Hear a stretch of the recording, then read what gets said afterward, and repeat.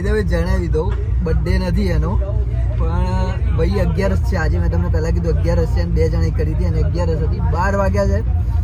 હવે ભાઈને મોકો મળ્યો છે સવારનો ખાવાનો, એટલે અમે કાઉન્ટડાઉન કર્યું.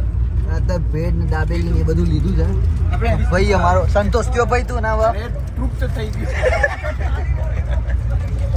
ભાઈ હવે નાસ્તો કરીએ. હવે અમે રેડી છીએ સ્વીચ જવાના બધા. નાસ્તો કરી સવારે હવે લગભગ 6 વાગે જે ઉઠીશું. વિડીયો બને રહેજો, મજા કરી.